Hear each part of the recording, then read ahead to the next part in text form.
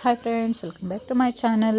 ಇವತ್ತು ಆಮ್ಲ ಜ್ಯೂಸನ್ನು ಮಾಡ್ಕೊಳ್ತಾ ಇದ್ದೀನಿ. ಜಸ್ಟ್ ಆಮ್ಲ ಮತ್ತು ಮಿಂಟ್ ಮತ್ತು ಜೀರಿಗೆಯನ್ನು ಹಾಕಿ ಫ್ರಿಜ್ಗೆ ತಕ್ಕಷ್ಟು ಉಪ್ಪನ್ನು ಹಾಕಿಬಿಟ್ಟು ಗ್ರೈಂಡ್ ಮಾಡಿಕೊಂಡೆ.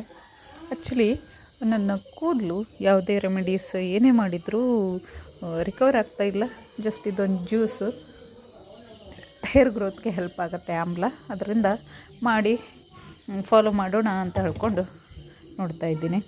ಆ್ಯಕ್ಚುಲಿ ಈ ಆಮ್ಲ ಜ್ಯೂಸನ್ನು ಮ್ಯಾಕ್ಸಿಮಮ್ ವೀಕ್ಲಿ 2 ಟೈಮ್ ಅಷ್ಟೇ ತೊಗೊಳ್ಬೇಕು. ಮೋರ್ ದೆನ್ 2 ಟೈಮ್ಸ್ ತೊಗೊಂಡ್ರೆ ಬ್ಲೋಟಿಂಗ್ ಆ್ಯಂಡ್ ನೋಸೆ ಎಲ್ಲ ಸ್ಟಾರ್ಟ್ ಆಗ್ತಾ ಹೋಗುತ್ತೆ. ಯಾಕಂದರೆ ಹೈ ಫೈಬರ್ ಇರುವಂತಹ ಜ್ಯೂಸ್ ಇದು. ಎಷ್ಟು ಹೆಲ್ತಿ ಅಂತ ಹೇಳಿದರೆ ಎಲ್ಲರೂ ಕೂಡ ಟ್ರೈ ಮಾಡಿದರೆ ಬೆಟರ್ ಇತ್ತು. ಹಾಗೆ ನಾನು ಆಮ್ಲ ಜ್ಯೂಸನ್ನು ಮಾಡಿಕೊಂಡೆ.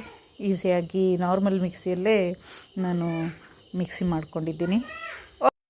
ಆಮೇಲೆ ಈಸಿಯಾಗಿ ಮಾಡಿಕೊಂಡು ಫಿಲ್ಟರ್ ಮಾಡಿಕೊಂಡೆ. ಅಲ್ಲಿ ಫೈಬರೆಲ್ಲ ಇರುತ್ತಲ್ಲ, ಅದು ಫಿಲ್ಟರ್ ಮಾಡಿಕೊಂಡ್ರಷ್ಟೇ ಈಗ ಈಸಿಯಾಗಿ ಕುಡಿಬೋದು. ಇಲ್ಲ ಅಂತ ಹೇಳಿದರೆ ಗಂಟಲು ಸಿಕ್ಕೊಂಡು ಹಾಗೆ ಆಗುತ್ತೆ, ಇರಿಟೇಷನ್ ಆಗುತ್ತೆ. ಅದಕ್ಕೋಸ್ಕರ ಇದನ್ನು ಸೋಸ್ಕೊಳ್ತಾ ಇದ್ದೇನೆ. ಈ ಜ್ಯೂಸನ್ನು ಮಾಡಲಿಕ್ಕೆ ಜಸ್ಟ್ 3 ಆಮ್ಲ ಅಷ್ಟೇ ಯೂಸ್ ಮಾಡ್ಕೊಂಡಿದ್ದೀನಿ. ಹಾಗೆ ಆ್ಯಕ್ಚುಲಿ ಇವತ್ತು ನಾನು ನಮ್ಮ ಕರಾವಳಿ ಸ್ಟೈಲಲ್ಲಿ ಒಂದು ಬಂಗಡ ಫಿಶ್ ರೆಸಿಪಿಯನ್ನು ಶೇರ್ ಮಾಡ್ಕೊಳ್ತಾ ಇದ್ದೀನಿ. ಇದು ಯಾರಿಗೂ ಗೊತ್ತಿಲ್ಲ ಅಲ್ವಾ, ಆದರೂ ಕೂಡ ಮಾಡುವಾಗ ಒಂಥರ ಡಿಫ್ರೆಂಟಾಗಿ ಮಾಡಿರೋದ್ರಿಂದ ಖುಷಿ ಕೊಟ್ಟಿದೆ. ಯಾಕೆಂದರೆ ನಮ್ಮ ಭಾಷೆಯಲ್ಲಿ ಹೇಳೋದಾದರೆ ಬಂಗಡ ಉಬ್ಬೆ ಅಂತ ಹೇಳ್ತೀವಿ. ಉಬ್ಬೆ ಹಾಕಿರೋದು ತುಂಬ ಟೇಸ್ಟಿಯಾಗಿರುತ್ತೆ. ಕಾಮನ್ನಾಗಿ ಹುಲ್ಲನ್ನು ಹಾಕಿಬಿಟ್ಟು ಇಡ್ಲಿ ಪಾತ್ರೆಯಲ್ಲಿ ಕೆಳಗಡೆ ಹಳ್ಳಿ ಸ್ಟೈಲಲ್ಲಿ ಮಾಡೋದಾದರೆ ಕೆಳಗಡೆ ಹುಲ್ಲನ್ನು ಹಾಕಿಬಿಟ್ಟು ಮೇಲ್ಗಡೆ ಒಂದು ತಾಟಿಟ್ಟು ಈ ರೀತಿಯಲ್ಲಿ ಮಾಡ್ತಾರೆ. ಇಲ್ಲಿ ನನಗೆ ಅವೆಲ್ಲ ಏನೂ ಸಿಗದೇ ಇರೋದ್ರಿಂದ ಬಾಳೆ ಎಲೆ ಯೂಸ್ ಮಾಡ್ಕೊಂಡಿದ್ದೀನಿ. ಹಾಗೆ ಅಲ್ಯೂಮಿನಿಯಂ ಫಾಯಿಲನ್ನು ಯೂಸ್ ಮಾಡಿದ್ದೀನಿ.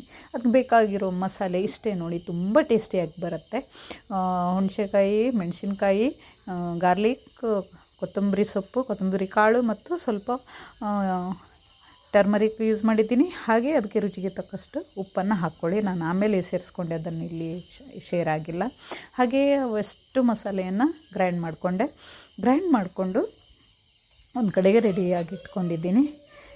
ಈಸಿಯಾಗಿ ಆಮೇಲೆ ಮಾಡ್ಕೊಳ್ಬೋದು ಅಂತ. ಹಾಗೆ ಈ ಫಿಶ್ ಉಬ್ಬೆಗೆ ಬಂಗಡ ಫಿಶನ್ನು ಯೂಸ್ ಮಾಡಿದ್ದೀನಿ ನೋಡಿ. ಜಸ್ಟ್ ನಾನು ಆ ಬಂಗಡ ಫಿಶನ್ನು ಕ್ಲೀನ್ ಮಾಡ್ಕೊಂಡಿದ್ದೀನಿ. ಜಸ್ಟ್ 1/2 kg ಅಷ್ಟೇ ಬಂಗಡ ಫಿಶನ್ನು ತೊಗೊಂಡಿದ್ದೀನಿ. ಅದರಲ್ಲಿ ಸ್ವಲ್ಪ ಕರಿ ಮಾಡ್ಕೊಳ್ಳಿಕ್ಕೆ ಇಟ್ಕೊಂಡು, ಸಾಂಬಾರು ಮಾಡ್ಕೊಳ್ಳಿಕ್ಕೆ ಇಟ್ಕೊಂಡು ಉಳಿದದನ್ನು 4 ಬಂಗಡವನ್ನು ಫ್ರೈ ಮಾಡಿದ್ದೀನಿ. ಹಾಗೆ ನಾನು ಕಾಮನ್ನಾಗಿ ಈ ರೀತಿಯಲ್ಲಿ ಲಾಂಗ್ ಪ್ರೊಸೆಸ್ ಫುಡ್ ಈ ವುಡನ್ ಸ್ಟೌವಲ್ಲೇ ಮಾಡೋದು. ಈ ವುಡನ್ ಸ್ಟೌವಲ್ಲಿ ಫಸ್ಟ್ ನಾನು ಬಾಳೆ ಎಲೆಯನ್ನು ಬಾಡಿಸ್ಕೊಂಡಿದ್ದೀನಿ. ರೀಸನ್ ಅಂತ ಹೇಳಿದರೆ, ಆ ಬಾಳೆ ಎಲೆಯಲ್ಲಿ ಬಂಗಡ ಫಿಶನ್ನು ಕಟ್ಟಿದಾಗ ಅದು ಒಡಿಬಾರ್ದು ಕಾರಣಕ್ಕೆ, ಮತ್ತು ಒಡೆದ್ರೆ ಆ ರಸ ಎಲ್ಲ ಸೋರಿ ಹೋಗಿಬಿಡತ್ತೆ. ಈ ರೀತಿ ಬಾಳೆ ಎಲೆಯನ್ನು ಬೆಂಕಿಯಲ್ಲಿ ಬಾಡಿಸ್ಕೊಂಡಿದ್ರೆ ಸ್ಮೂತಾಗಿ ಚೆನ್ನಾಗಾಗತ್ತೆ. ಜಸ್ಟ್ ಅಲ್ಲಿ ಬಾಡಿಸುವಾಗ ಕಲರ್ ಚೇಂಜ್ ಆಗ್ತಾ ಹೋಗುತ್ತೆ, ಹಸಿ ಆದ ಹಾಗೆ ಫೀಲ್ ಆಗ್ತಾ ಹೋಗುತ್ತೆ. ಅಷ್ಟೇ ಬಾಡಿಸ್ಕೊಂಡ್ರೆ ಸಾಕಾಗುತ್ತೆ. ಆರಾಮಾಗಿ ಈಸಿಯಾಗಿ ಫೋಲ್ಡ್ ಆಗುತ್ತೆ. ಈ ರೀತಿಯಾಗಿ ಬಾಡಿಸ್ಕೊಂಡೆ. ಹಾಗೆ ನಾನು ಅಲ್ಯೂಮಿನಿಯಂ ಫಾಯಿಲನ್ನು ಯೂಸ್ ಮಾಡ್ಕೊಂಡಿದ್ದೀನಿ. ಅದು ಎಲ್ಲರಿಗೂ ಗೊತ್ತಿರುವಂತಹದ್ದು, ಹೆಲ್ತಿಗೆ ಒಳ್ಳೆಯದಲ್ಲ ಅಂತ ಹೇಳಿ. ಅದೇ ರೀಸನಿಗೆ ಅದರಲ್ಲಿ ಬಾಳೆಯಲ್ಲಿ ಇಟ್ಟು ಫ್ರೈ ಮಾಡೋಣ ಅಂಥೇಳಿ ಡೈರೆಕ್ಟಾಗಿ ಅಲ್ಯೂಮಿನಿಯಂ ಫಾಯಿಲಲ್ಲಿ ಮಸಾಲೆ ಹಾಕಿದರೆ ಜಸ್ಟ್ 2 ಮಿನಿಟ್ ಎಕ್ಸ್ಟ್ರಾ ಬಾಯ್ಲ್ ಮಾಡಿದರೂ ಕೂಡ ಅದು ಏನಾಗುತ್ತೆ, ಬರ್ನ್ ಆಗೋಗುತ್ತೆ. ಟೇಸ್ಟಿಗೇನು ವೇರಿಯೇಷನ್ ಆಗೋಲ್ಲ, ಆದರೂ ಹೆಲ್ತಿಗೆ ಅಷ್ಟು ಒಳ್ಳೆಯದಲ್ಲ ಅಂತ ಹೇಳ್ಕೊಂಡು ಬಾಳೆ ಎಲೆಯನ್ನು ಯೂಸ್ ಮಾಡ್ಕೊಂಡಿದ್ದೀನಿ. ಇದು ಒಂದು ಬಾಳೆಯನ್ನು ಈ ರೀತಿಯಲ್ಲಿ ಮಿಡಲ್ ಕಟ್ ಮಾಡಿಕೊಂಡು ಒಂದರ ಮೇಲೆ ಒಂದು ಈ ರೀತಿಯಲ್ಲಿ ಫೋಲ್ಡ್ ಮಾಡಿ ಈಸಿಯಾಗಿ ಫೋಲ್ಡ್ ಮಾಡಲಿಕ್ಕೆ ಹಾಗೆ ಇಟ್ಕೊಂಡೆ. ಆಲ್ರೆಡಿ ತೋರಿಸಿದ ಹಾಗೆ ನಾನು ರುಬ್ಕೊಂಡಿರುವಂತಹ ಮಸಾಲೆಯನ್ನು ಅದಕ್ಕೆ ಹಾಕ್ಕೊಂಡಿದ್ದೀನಿ. ಆ್ಯಕ್ಚುಲಿ ಇದು ಸ್ವಲ್ಪ ತಿಳುವಾಗೋಯಿತು. ಸಣ್ಣ ಜಾರಲ್ಲಿ ರುಬ್ಬಬೇಕಾಗಿತ್ತು. ಜ್ಯೂಸ್ ಮಾಡಿಟ್ಟಿದ್ದರಿಂದ ಅದು ಆ ಕಡೆನೇ ಉಳಿತು. ಹಾಗಾಗಿ ದೊಡ್ಡ ಜಾರಲ್ಲಿ ಮಾಡಿದೆ, ಅದು ಸ್ವಲ್ಪ ತಿಳುವಾಗೋಯಿತು. ಹಾಗೆ ಬಂಗಡವನ್ನು ಈ ರೀತಿಯಲ್ಲಿ ಕ್ಲೀನ್ ಮಾಡ್ಕೊಂಡಿದ್ದನ್ನು ಮಸಾಲೆ ಮೇಲೆ ಹಾಕಿದ್ದೀನಿ. ಅದಕ್ಕೇನು ಮಾಡಬೇಕಂದ್ರೆ ಕವರ್ ಮಾಡಬೇಕು ಅಂತಲೇ ಇಲ್ಲ. ಕುದಿಯುವಾಗಲೇ ಒಳಗಡೆಯಿಂದ ತಂತಾನೇ ಎಲ್ಲ ಮಿಕ್ಸ್ ಆಗಿಬಿಡತ್ತೆ. ಹಾಗೆ ಈಗ ಉಳಿದಿರುವಂಥ ಇನ್ನೊಂದು ಎಲೆನ ಮೇಲ್ಗಡೆಯಿಂದ ಮುಚ್ಕೊಂಡಿದ್ದೀನಿ. ಅದನ್ನು ಕೂಡ ನೀಟಾಗಿ ಕಟ್ ಮಾಡಿಕೊಂಡು ಎತ್ತಿಟ್ಕೊಂಡಿದ್ದೀನಿ. 2 ಪೀಸನ್ನು ತೊಗೊಂಡಿದ್ನಲ್ಲ, ಒಂದು ಕೆಳಗಡೆ ಇಟ್ಟಿದ್ದೀನಿ, ಒಂದು ಮೇಲ್ಗಡೆ ಇಟ್ಕೊಂಡೆ.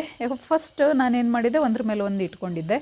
ಆಮೇಲೆ ಅನಿಸ್ತು ಕೆಳಗಡೆ ಒಂದಿಟ್ಟು ಫಿಶಲ್ಲೇ ಇಟ್ಟಿದ ಮೇಲೆ ಇನ್ನೊಂದು ಮೇಲ್ಗಡೆ ಇಡೋಣ, ಕವರ್ ಮಾಡೋಣ ಅಂತ ಅನಿಸ್ತು. ಯಾಕಂದರೆ ಮಸಾಲೆ ಒಂಚೂರು ಹೊರಗಡೆ ಬರಲ್ಲ. ಹೀಗೆ ಮಾಡಿದಾಗ ಈಸಿಯಾಗಿ ಮಾಡ್ಕೊಳ್ಬೋದು. ಈ ರೀತಿಯಾಗಿ ಅಲ್ಯೂಮಿನಿಯಂ ಫಾಯಿಲ್ ಜಸ್ಟ್ ಮುದ್ದೆ ಕಟ್ಟರೆ ಸಾಕು, ಹಾಗೆ ಅಲ್ಲೇ ಫೋಲ್ಡಾಗಿ ಹಾಗೆ ಫಿಕ್ಸ್ ಆಗಿಬಿಡತ್ತೆ. ಸೊ ಈ ರೀತಿಯಲ್ಲಿ ನೀಟಾಗಿ ಫೋಲ್ಡ್ ಮಾಡಿಕೊಂಡೆ, ತುಂಬ ನೀಟಾಗಿ ಫೋಲ್ಡ್ ಮಾಡಿಕೊಂಡೆ. ಹಾಗೆ ಇನ್ನೊಂದು ಬಾಳೆ ಎಲೆಯಲ್ಲಿ ಅದು ಅಲ್ಯೂಮಿನಿಯಂ ಇಟ್ಕೊಂಡೆ. ಅಲ್ಯೂಮಿನಿಯಂ ಫಾಯಿಲ್ ನೀಟಾಗಿ ಫೋಲ್ಡ್ ಮಾಡಲಿಕ್ಕಾಗಿಲ್ಲ, ಯಾಕಂದರೆ ಶಾರ್ಟ್ ಆಗೋಯ್ತು ಕಟ್ ಮಾಡ್ಕೊಂಡಿದ್ದು. ಮತ್ತೆ ಮೇಲ್ಗಡೆಯಿಂದ ಇನ್ನೊಂದನ್ನು ಕವರ್ ಮಾಡಿಕೊಂಡೆ. ಯಾಕಂದರೆ ಡೈರೆಕ್ಟಾಗಿ ಗ್ರಿಲ್ ಮೇಲೆ ನಾನು ಬೇಯಿಸೋದ್ರಿಂದ, ಡೈರೆಕ್ಟ್ ಬೆಂಕಿಯಲ್ಲಿ ಬೇಯಿಸೋದ್ರಿಂದ ಅದು ಬೇಯುವಾಗ ಆ ರಸ ಕೆಳಗಡೆ ಬೀಳಬಾರ್ದು, ಮಸಾಲೆ ವೇಸ್ಟ್ ಆಗಬಾರ್ದು ಅನ್ನೋ ರೀಸನಿಗೆ ಈ ರೀತಿಯಲ್ಲಿ ಮಾಡಿಕೊಂಡೆ. ಆ್ಯಕ್ಚುಲಿ ಈ ರೀತಿ ಬಾಳೆ ಎಲೆ ಮೇಲೆ ಊಟ ಮಾಡೋದು ಈ ಒಂದು ಖುಷಿ ಆದರೆ, ಅದೇ ಆ ಬಾಳೆ ಎಲೆನ ಯೂಸ್ ಮಾಡಿಕೊಂಡು ಕುಕ್ಕಿಂಗ್ ಮಾಡೋದು ಇನ್ನೊಂದು ಖುಷಿಯಾಗಿರುತ್ತೆ. ರೀಸನ್ ಅಂತ ಹೇಳಿದ್ರೆ ತುಂಬ ಆಗಿರುತ್ತೆ. ಮತ್ತು ಊರಲ್ಲಿ ಹೋದಾಗ ಕಂಪಲ್ಸರಿ ರೆಗ್ಯುಲರಾಗಿ ಬಾಳೆ ಎಲೆನ ಯೂಸ್ ಮಾಡ್ತೀವಿ.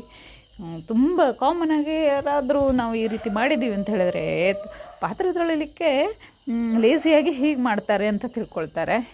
ಆ ರೀಸನ್ನಲ್ಲ, ನಾವೀಗ ಬಾಳೆ ಎಲೆ ಮೇಲೆ ಊಟ ಮಾಡ್ತಾಯಿದ್ದೀವಿ ಅಂದರೆ ಹೇಳಿದರೆ ಡೈಜೆಷನ್ ಪವರು ಇಂಪ್ರೂವ್ ಆಗುತ್ತೆ.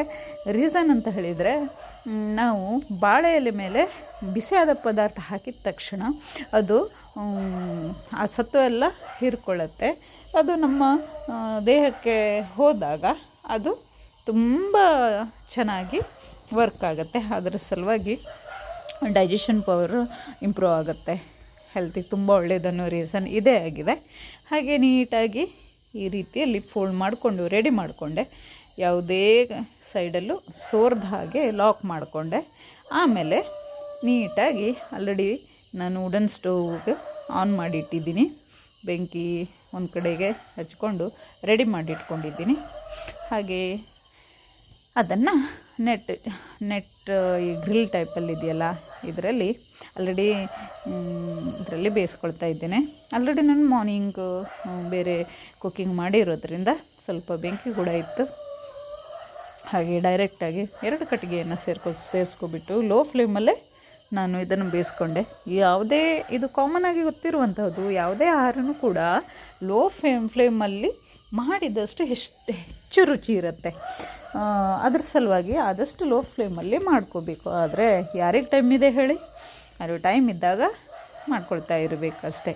ಈಗ ಹೇಗಾಗಿದೆ ನೋಡಿ, ವಿಡಿಯೋಗೋಸ್ಕರ ಮಾಡೋದು ಒಂದು, ನಮ್ದು ಹಾಗಲ್ಲ, ನಾವು ಯಾವಾಗ ಮಾಡ್ತೀವೋ ಆವಾಗಲೇ ವಿಡಿಯೋ ಮಾಡೋದಾಗಿದೆ.